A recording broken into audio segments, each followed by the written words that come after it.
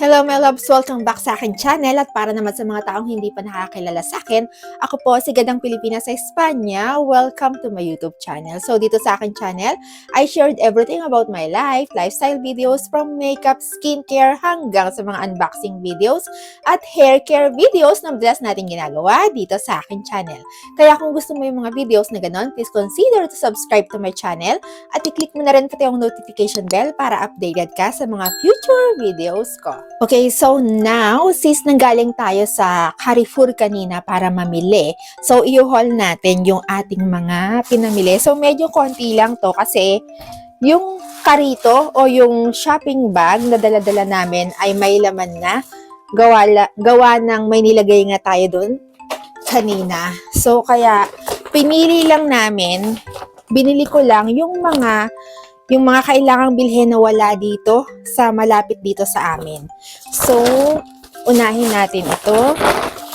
Okay, so start na tayo. So, first ay etong Suavizante. So, medyo naubusan na kasi ako nito. Nandun na rin lang naman kami sa Carrefour kanina. Yung Carrefour kasi na pinuntahan namin kanina, yun yung pinakamalaki na Carrefour na malapit, na medyo malapit dito sa amin. Although malayo yun, kasi ilang sakay bago kami nakarating doon. And malapit kasi siya, malapit siya doon sa dati kong trabaho, kung saan kinuha ko yung aking Christmas box. Since nandun na rin lang naman kami, nandun na kami sa area, so dumaan na kami dun sa Carrefour. And binili na namin yung mga kailangang bilhin para sa Christmas. So, ito, hindi siya para sa Christmas, pero kailangan ko siya kasi nga naubusan na ako, yung Suavizante o yung fabric softener. Okay, then next, ito naman ay Perfume Pearl by Lenor. Ito yung nilalagay sa loob ng washing machine para dagdag na pampabangon ng damit o ng mga nilabahan mo. Ito yun. So, ito yung madalas kong ginagamit, yung Ruby and Jasmine na scent. And then next, bumili din ako ng Power Active na para naman to sa banyo. Ayan, ito yung madalas kong binibili kapag naglilinis ako, kapag dumadaan ako sa grocery. Ito yung scent na gusto ko. Meron pang isa ako madalas na binibili, yung may floral scent na kulay pink. Yon. Kaso wala yon, kaya ito na lang kinuha ko. And then kamatis. Yan. Kamatis siya. And then, so wala na. So, tabi na natin to. Ito ay banana. Yan, banana. Medyo hindi pa hinog yung kinuha ko kasi nga, mabilis masira kasi yung banana ngayon eh. Ayan, kahit na malamig dito sa amin, mabilis siyang masira. Ayan. And, tama lang yung dami na binili ko. And then, dito naman, okay, so, ito naman ay orange. Ayan.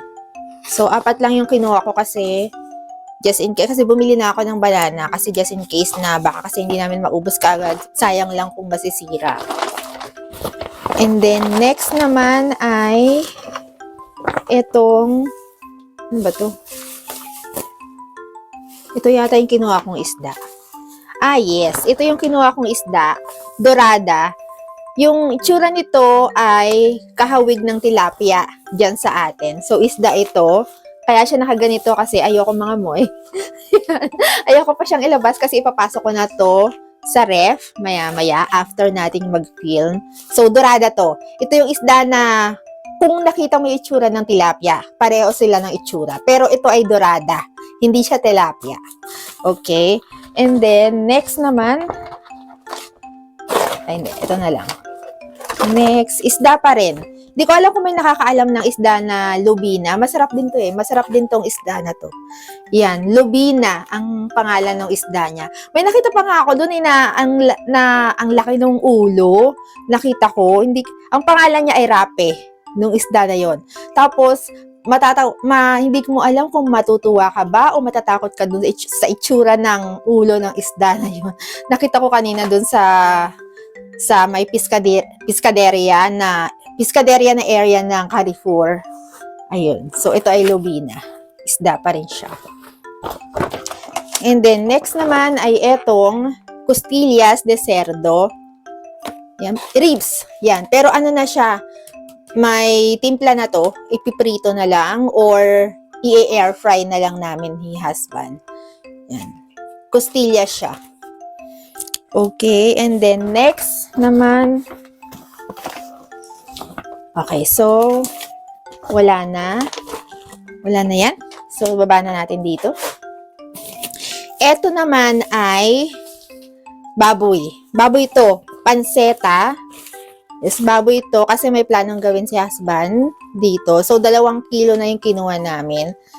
Kasi, dito kasi sa amin, walang ganito na mabibili ka. Laging mga nakahiwa na, yung nakaredy na hihiwain mo lang na maliliit.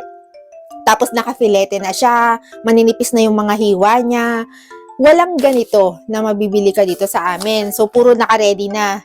Kaya doon sa pinuntahan namin kanina na Carrefour, doon meron. Kaya sinamantala na namin. Okay, so ito na yung aming mga pinamili doon sa malaking Carrefour na pinuntahan namin kanina. So, ito yung isda na lubina. And then, ito naman yung dorada. So, kaya siya nakabalot kasi more than 1 yan. And then, ito naman ay yung ribs. Yan, ribs yan. Ribs, tapos naka-ano na yan, naka-marinate na, lulutuin na lang. And then, ito naman ay yung aking ginagamit na pabango sa banyo kapag every time na maglilinis ako at kailangan lang siyang palitan.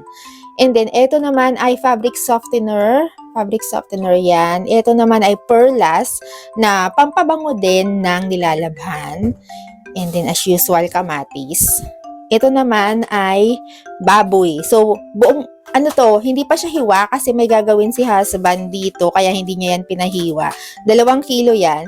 And then, ito naman ay mandarina or orange. And then, meron din kaming binili na banana. So, ayan na lahat yung aming mga pinamili dun sa Carrefour. Alright, my loves, thank you for watching sa ating grocery haul video ngayong araw na ito. Thank you for watching, my loves. Pero tulad ng dati, bago tayo magtapos, kung bago ka dito sa aking channel, please subscribe to my channel at i-click mo na rin pati yung notification bell para updated ka sa mga future videos ko. At huwag mo rin kalimutan i-click ang all after ng notification bell. Thank you for watching, my loves, and always remember to be beautiful inside and out. And so yeah, thank you for watching and see you on my next videos. Bye, my loves. Thank you.